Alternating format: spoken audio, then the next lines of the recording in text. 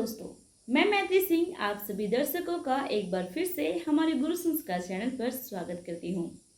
दोस्तों, हमारे मिर्चाई बाड़ी गांव में संगीतमय राम कथा का आयोजन हो रहा है।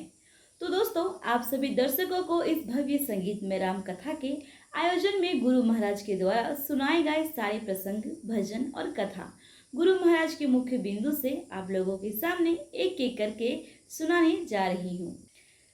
तो दोस्तों, आप सभी दर्शकों से निवेदन है कि आप हमारे गुरु संस्कार चैनल पर बने रहें। तो चलिए दोस्तों, कथा की ओर चलते हैं। अब देवन तके मेरुगिरी खोआ देख लीजिए, लिखा है पर्वत पे गुफा में छिपते हैं। इस संसार में झुकना सीखो, झुको, बड़ों का आदर करो। आज गोस्वामी तुलसीदास जी ने कितना सुंदर शिव जी के चरणों में मस्तक रख दिया। सादर शिव ही नाई अब माथा, हे भगवान शिव, ये मेरे अहंकार को दूर करो। आप अहंकार के देवता हैं और जो आपके स्वामी राम का चरित्र में गाने जा रहा हूं, आप उनके ऊपर कृपा करो, मेरे ऊपर। शंकर जी ने कृपा की और 1631 संवत में चैत महीने शुक्ल पक्ष नवमी तिथि के दिन 12 बजे मध्याह्न काल में अभिजीत मुहूर्त में रामचरितमानस लिखना गोस्वामी जी ने आरंभ किया। जय दिन राम जन्म श्रुति गावई, तीरथ सकल कहां चली आवही। सारे तीर्थ वहां पर आते हैं। प्रेमियों, केवल युग नहीं है वो त्रेता था, ये कलयुग है। परंतु और सब लग्न ग्रह सब मिल गए। कैसे? तो महीना मिल गया, दिन मंगलवार था वो भी मिल गया, अभिजीत मुहूर्त था वो भी मिल गया, शुक्ल पक्ष चैत का वो भी मिल गया, रामनवमी तिथि वो भी मिल गया। बोले ये सारे चीज मिल गए। तो बोले उस समय तो राम का जन्म हुआ और इस कलयुग में इस मुहूर्त में राम कथा का जन्म होता है। राम कथा आरंभ करते हैं और जब राम कथा आरंभ करते हैं तो सबसे पहले प्रेमियों, दो महान पुरुषों का मिलन होता है। और महान पुरुषों का अभी प्रयाग का कुंभ लगा था, हम लोग कुंभ से ही आपके यहां कथा वाचने आए। प्रेमियों, जब जब मकर संक्रांति आती है प्रत्येक साल में, तब तब सारे देवता ऋषि मुनि किन्नर सब आते हैं और वहां पर एक महीने तक ब्रह्म का निरूपण होता है। धर्म की विधि बताई जाती है, तत्वों को विभाजन करके कहा जाता है। कहां ही भगति भगवंत के संयुक्त ज्ञान विराग, ज्ञान और वैराग्य के साथ भगवान की भक्ति की चर्चा होती है। बोले एक बार की बात सुनो, पूरा माघ पूरा हो गया, सब ऋषि मुनि भरद्वाज आश्रम से चले गए। भरद्वाज जी महाराज ने सबसे अंतिम में देखा याज्ञवल्क्य जी जा रहे हैं, तो इन्होंने उनका पैर पकड़ लिया। याज्ञवल्क्य मुनि परम विवेकी, भरद्वाज राखे पद टेकी। भरद्वाज ने पैर पकड़ लिया, महाराज सब चले गए, मैं आपको जाने नहीं दूंगा। याज्ञवल्क्य ने कहा क्यों? बोले महाराज इसलिए नहीं जाने दूंगा कि मेरा समाधान करो। याज्ञवल्क्य जी ने कहा क्या समाधान है, क्या शंका है? बोले राम कवन प्रभु पूछूं तो, राम कवन प्रभु पूछूं तो, कहिए बुझाई पानी मोही, कहिए बुझाई पानी मोही। महाराज तो राम कौन है? मैं राम के विषय में जानना चाहता हूं। याज्ञवल्क्य जी ने कहा कि जहां प्रति साल एक महीने तक कथा हो, बड़े बड़े विद्वान आते हो और जो गंगा यमुना सरस्वती ज्ञान भक्ति और कर्मकांड ये तीनों की धारा जा बहती हो और वहां जो रहने वाला महान पुरुष हो, उसको आज तक ये ज्ञान नहीं है कि राम कौन है। याद रखिए, ब्रह्म तत्व का ज्ञान करना सरल है लेकिन राम के विषय में ज्ञान प्राप्त करना कठिन है। राम कौन? वो कौन राम है? याज्ञवल्क्य जी ने कहा पहले तुम अपना हृदय खुला करो, तुम कितने राम को जानते हो? उन्होंने कहा महाराज मैं एक राम को जानता हूं। बोले कौन? बोले एक राम अवधेश कुमारा, तिनकर चरित्र विदित संसारा, नारी विरह दुख लेहु अपारा, भयो रोष रन रावण मारा, प्रभु सोई राम की अपर को, जाहि जपत त्रिपुरार, सत्य धाम सर्वज्ञ तुम कहु विवेक विचार। महाराज एक राम को मैं जानता हूं जो चक्रवर्ती राजा दशरथ के पुत्र हुए हैं। सारा संसार में उनका चरित्र विदित है, सब जानता है। उनको वनवास हुआ, सीता जी चोरी हुई, क्रोध आया और उन्होंने रावण को मार करके सीता जी को लाए। प्रभु सोई राम, वही एक राम है या और कोई दूसरा भी राम है? अपर को जाहि जपत त्रिपुरारी, शंकर जी भगवान शिव रात दिन राम राम राम राम जपते हैं। वो राम कोई और है कि दशरथ का बेटा ही वो राम है? आप सत्य के धाम है, सर्वज्ञ है, आप विचार करके मेरे प्रश्न का उत्तर दीजिए। मैं एक बात कहूं, राम तत्व को समझना बड़ा कठिन है। जब भरद्वाज जैसे महान व्यक्ति कहे कि राम कौन, तो अगर आज का साधारण व्यक्ति कहे कि राम कौन, तो इसमें हमको आश्चर्य नहीं करना चाहिए। अरे अभी तो मैं राम जी को देख नहीं रहा हूं, अगर कहता हूं राम कौन तो कोई बड़ी बात नहीं, लेकिन जिस रावण के सामने राम जी खड़े हैं, थोड़ी आवाज इसकी सही करो, सटा के बोलता हूं तब आ जाती है। और जिस सती के सामने भगवान लीला कर रहे हैं, सती आंखों से देख रही है कि शंकर जी उनको प्रणाम कर रहे हैं, लेकिन वह सती भी उन राम को नहीं समझ पाई। समझ पाई क्या? और ना तो रावण समझ पाया। तो जो सामने व्यक्ति है, जिसके सामने राम जी लीला कर रहे हैं, और वह जब राम के तत्व को नहीं समझ पाया, तो अगर आज का व्यक्ति कहे कि मैं कौन राम, तो मुझे गुस्सा होने की क्या जरूरत है?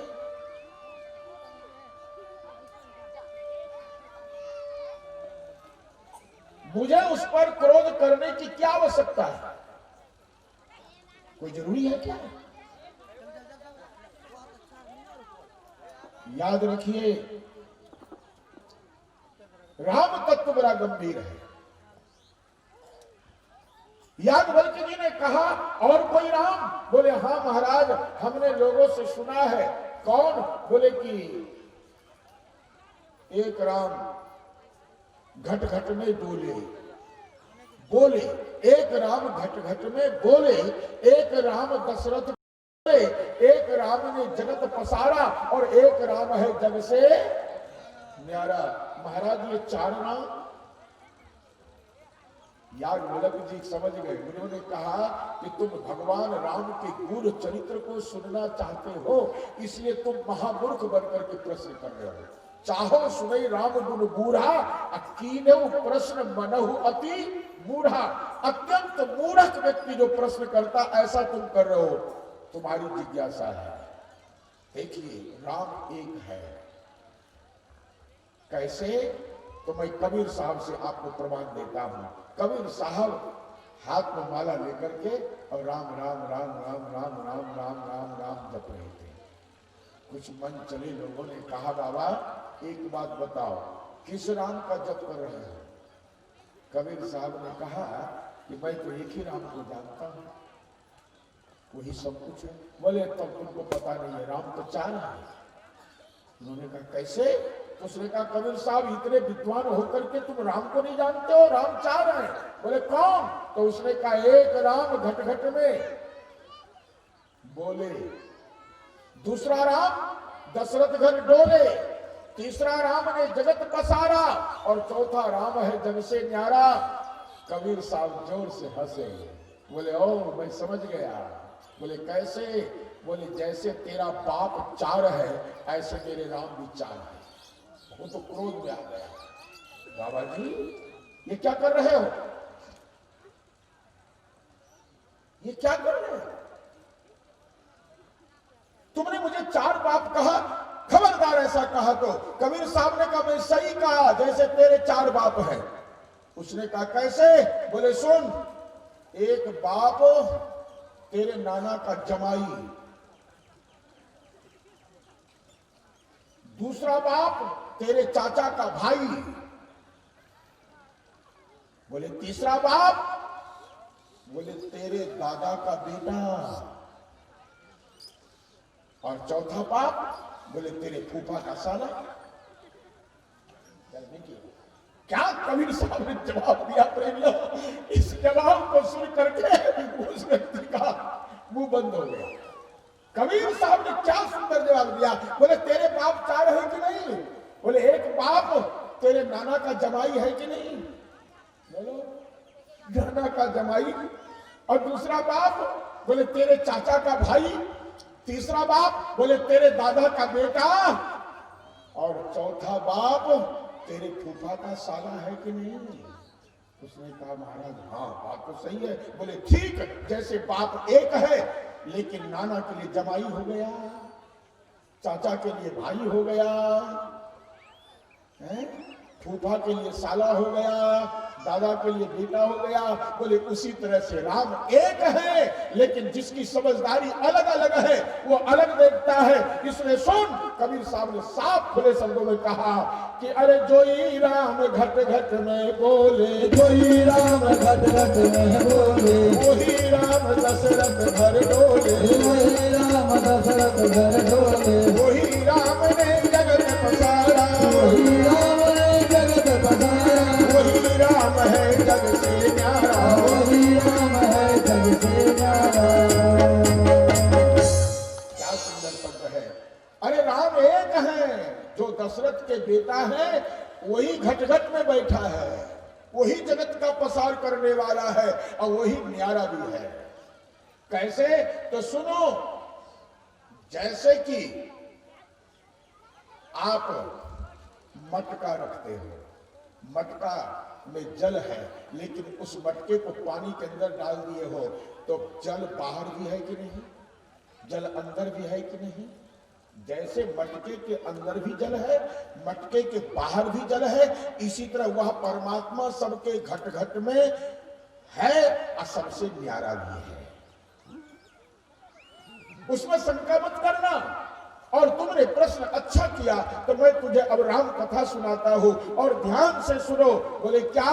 बोले यह राम कथा चंद्रमा के किरण के समान है। राम कथा शशि किरण समाना,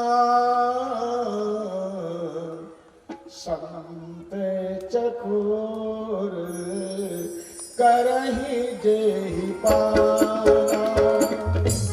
राम कथा शशि किरण समाना, संत चकोर करहि जेहि पाना। राम कथा शशि किरण समाना, संत चकोर करहि जेहि पाना।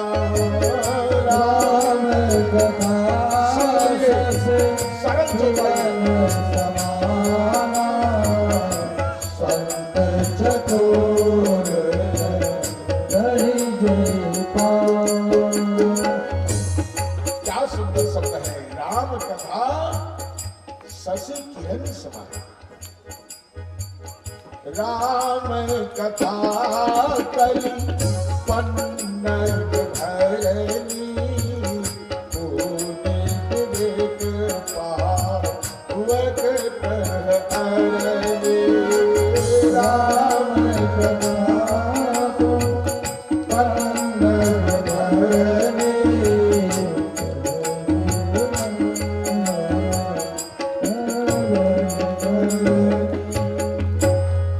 राम कथा चंद्रमा का किरण है। गोस्वामी तुलसीदास जी से किसी ने पूछा, श्रीमान जी, बोले क्या?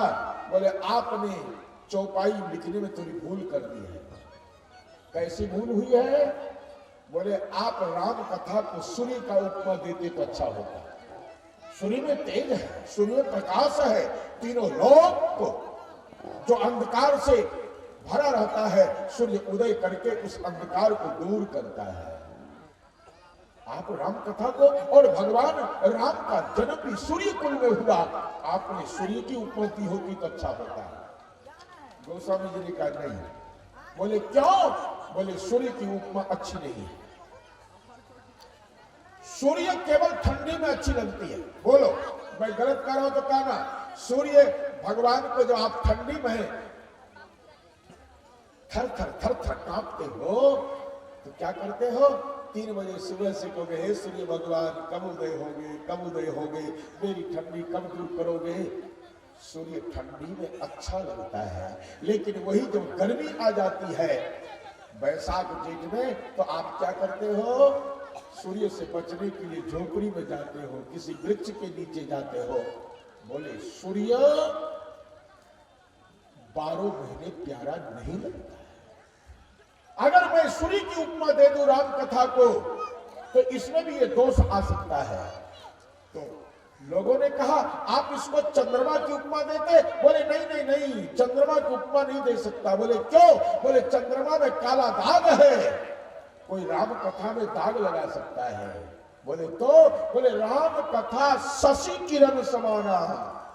राम कथा ना सूर्य है न चंद्र है।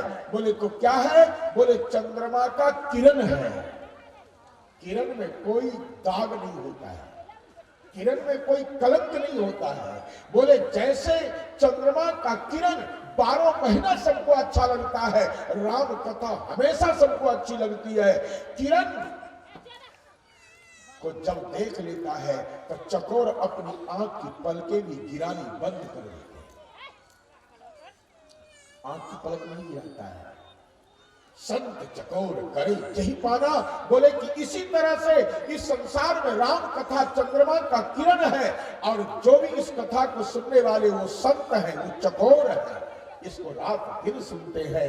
और इतना कहने के बाद अब भरद्वाज जी महाराज को याज्ञवल्क्य जी ने आगे का चरित्र सुनाया। क्या? बोले एक बार की बात सुनो। त्रेता युग था, भगवान शंकर कैलाश पर्वत छोड़ के महाराष्ट्र बनवाल जा रहे हैं, जहां अगस्त जी का आश्रम है। किस लिए जा रहे हैं? कथा सुनने के लिए। साथ में कौन जा रही है? बोले सती भी जा रही है। शंकर जी ने संग सती जग जननी भवानी कह करके ये बता दिया कि कथा सुनने जाओ तो अकेले पुरुष न जाओ। बोले तो? बोले अपनी पत्नी को भी लेकर के जाओ। ये शंकर जी का कहना है, मैं नहीं कह रहा हूं। संग सती, उन्होंने साथ में सती को लिया।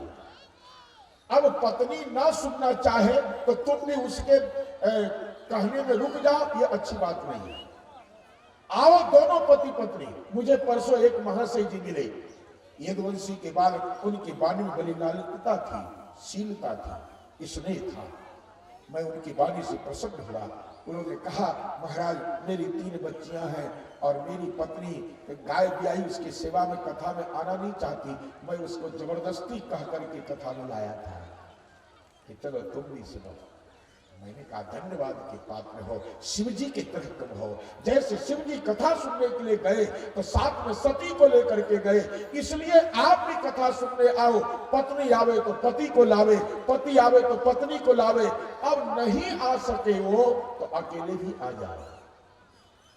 इसका अर्थ नहीं कि पति मना कर दे तो तुम भी कथा से वंचित रह जाओ, चाहे पत्नी मना कर दे तो आप कथा से वंचित रह जाए। ऐसा नहीं, ना आवे तो भी आप आइए, आ जाए तो अच्छी बात है।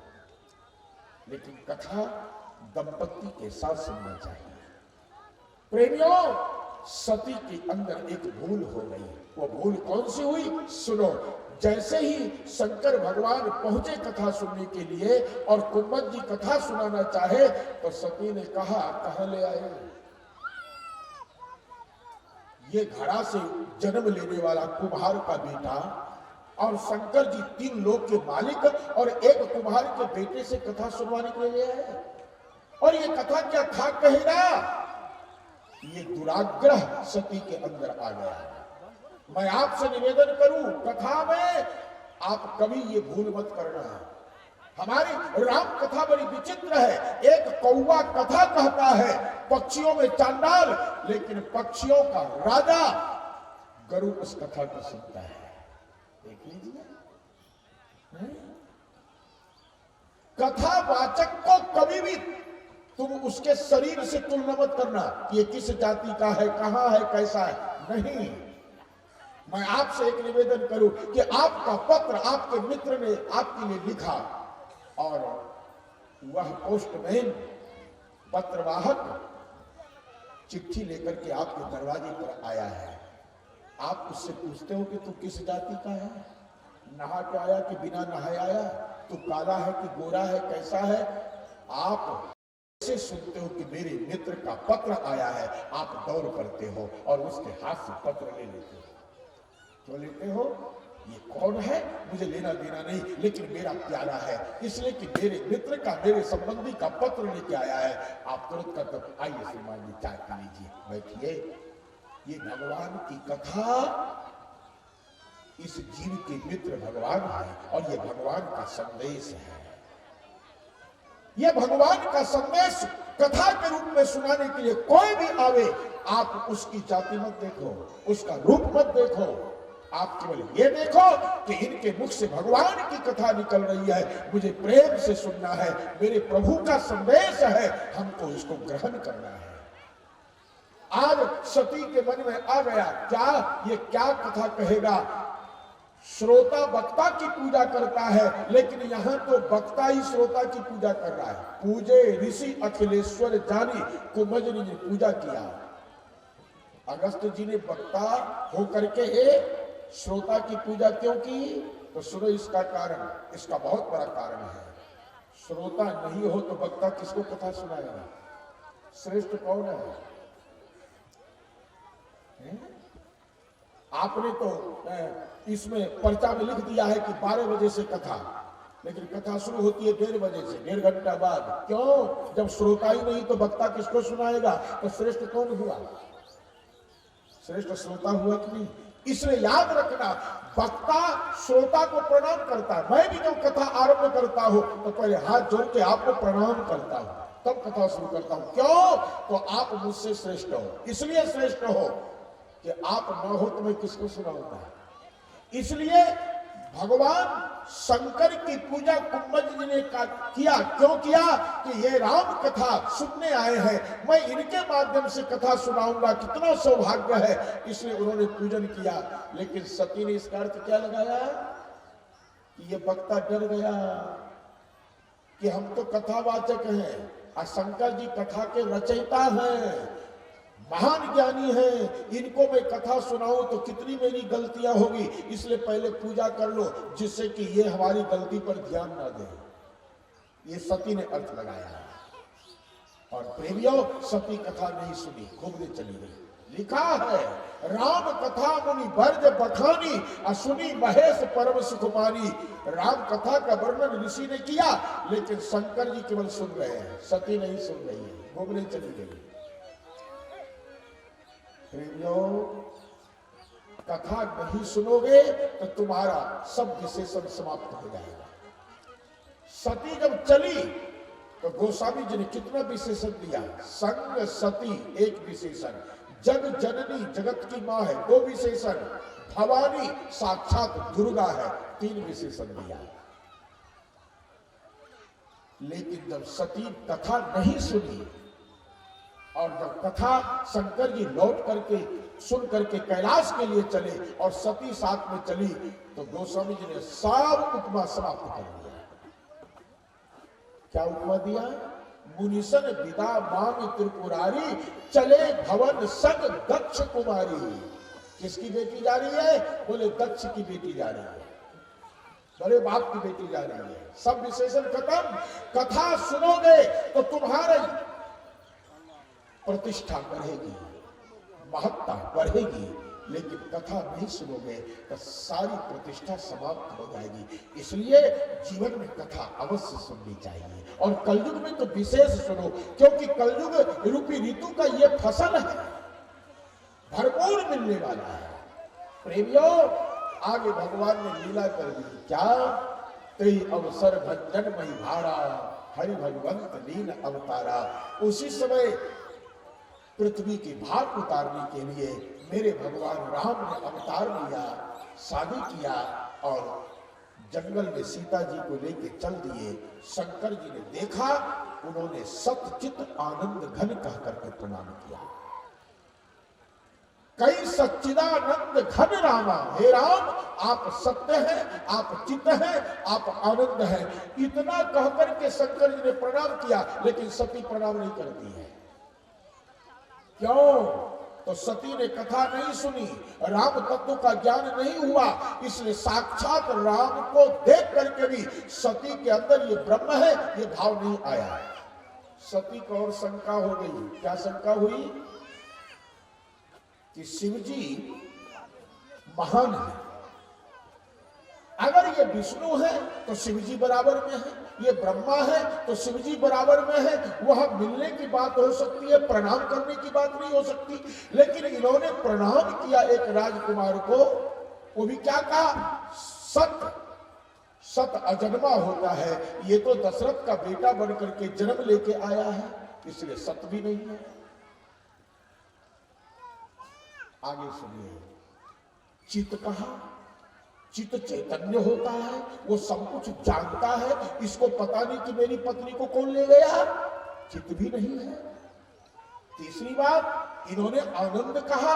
आनंद में कभी रोना नहीं होता है, ये तो पछाड़ खा करके गिर रहे हैं, हे सीते तू कहां चली गई, रो रहे हैं। तीनों ही इनमें नहीं है। लेकिन सब गिरा पुनि मृषा न होई, शंकर जी का वचन झूठा भी नहीं हो सकता। देखिए असमंजस में पड़ गई है। भगवान शंकर समझ गए कि सती को शंका है, और सती पूछ भी गई थी, महाराज आपने एक राजकुमार को प्रणाम किया, आप तो त्रिभुवन के गुरु हैं, और एक राजकुमार, वो भी कामी राजकुमार है, तभी तो इसको बाप ने निकाल दिया पत्नी के सहित, और आप उसको प्रणाम कर रहे हैं। भगवान शंकर ने कहा, देवी तुम अपने हृदय के इस दुष्वृत्ति को दूर करो। बोले क्या? बोले ये वही राम है। कौन?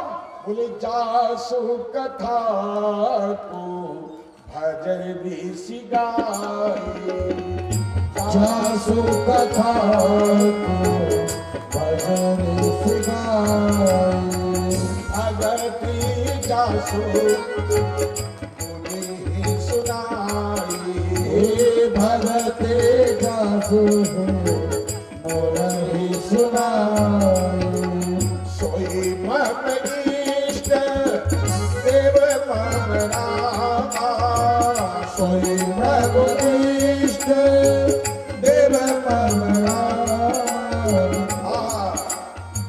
ये वही मेरे देव है, वही मेरे परमात्मा है, जिसकी कथा अगस्त ने गाई और मैंने जिनको राम की भक्ति दी, वही प्रभु राम दशरथ नंदन बनकर के लीला कर रहे हैं।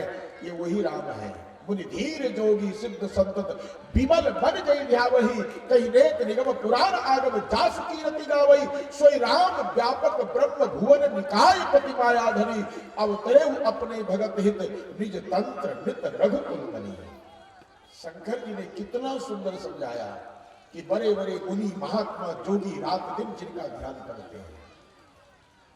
इस कथा को सुन करके एक निवेदन कर दूं, शिव चर्चा में रहिए, बहुत आपको मुबारक है, धन्यवाद है, परंतु राम जी की निंदा मत करना, कभी मत करना। अगर किया तो शंकर जी की पूजा तुम्हारी व्यर्थ चली जाएगी, तुम्हें कोई फल नहीं मिलेगा। मैं व्यास रूप से कर रहा हूं। क्यों? तो स्वयं शिव जी कह रहे हैं, सती मुनि धीर जोगी सिद्ध संत विमल मन जई ध्यावही। बड़े बड़े महात्मा धीरवान व्यक्ति योगी यति रात दिन जिनका ध्यान करते, कहीं नेक निगम पुराण आगम, पुराण और वेद भी नेति नेति कह करके जिनका गान करता है, सोई राम व्यापक ब्रह्म भुवन, वही ब्रह्म राम जो सर्वव्यापक है, जो माया का स्वामी है, आज नर रूप में लीला करने के लिए आया है। लेकिन सती को यह बात नहीं जची। शंकर जी ने समझाया और सती को यह बात अच्छी नहीं लगी। इसका परिणाम क्या निकला? सती को मरना पड़ा। इसलिए मैं भी कह देता हूं कि शिव जी के इस कथन को मानो, शिव जी के इस चरित्र को मानो और इस उपदेश को मान करके कभी राम से द्रोह मत करना। नहीं तो शंकर जी की पत्नी को भी जलना पड़ा आग में, बिना मरे उसको भी कोई उपाय नहीं था। उसी तरह से जो राम की निंदा करेगा उसको शिव जी के पूजा से भी मरना ही पड़ेगा, नरक जाना ही पड़ेगा, उसको और कोई उपाय साधन नहीं है। बिल्कुल सत्य सिद्धांत है। बड़े ध्यान से सुनिएगा, कितनी अच्छी बात है। लेकिन लाभ न गुरु उपदेश, यद्यपि कहो सु बार बहु, बार बार कहा लेकिन उपदेश नहीं लगा। तो बोले बियस महेश। देखो क्या सुंदर शब्द है। शंकर जी हंस पड़े। क्यों हंस पड़े? तो ये हम पुरुषों को उपदेश शंकर जी ने दिया कि कभी पत्नी हट कर जाए, तुम्हारे समझाने पर न समझे तो तुम मारपीट मत कर देना, शंकर जी की तरह हंस करके बात टाल देना। अगर आपको पति पत्नी में प्यार से रहना है तो आप विपरीत बातों में भी क्रोध मत करना, हंस करके निकाल दो। शंकर जी हंस दिए। बोले क्या? बोले सुनो सती तब नारी स्वभाव। अरे सती तू नारी है, तेरा स्वभाव सशंकित है, तू इतनी शंका करती है। नहीं नहीं, वो ब्रह्म है, ब्रह्म है। लेकिन जब सती नहीं मानी तो शंकर जी ने कह दिया कि एक काम करो ना, जब तुमको मेरे बात पर विश्वास नहीं है तो जाओ तुम परीक्षा ले लो। सती ने कहा मैं परीक्षा लेने जाऊंगी तो आप तब तक कहां रहोगे?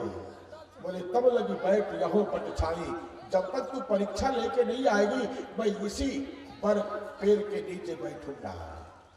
सती चली गई लेकिन शंकर जी चुपचाप नहीं बैठे। असकई लगे जपन हरि नामा। शंकर जी ने शिक्षा दिया कि अगर आपकी पत्नी आपका कहना ना माने और जबरदस्ती चले जाए तो तुम अपना जीवन फालतू मत गवाना। बोले क्या? बोले भगवान का नाम जप करके गवाना। असकई लगे जपन हरि नामा, गई सती जहां प्रभु सुख धामा। भगवान शिव हरि नाम जपते हैं, इसलिए जरा प्रेम से बोलो क्या? निस दिन हरि के गुण गाना, इस बात को कभी न भुलाना। इस दिन हरि के गुण गाना, इस बात को कभी न भुलाना। सब कोई बोलिए तो आनंद आएगा। इस दिन हरि के गुण गाना, इस बात को कभी न भुलाना। इस दिन हरि के गुण गाना। दोस्तों, जानकारी अच्छी लगी हो तो चैनल को सब्सक्राइब करना, शेयर करना बिल्कुल ना भूलें। धन्यवाद।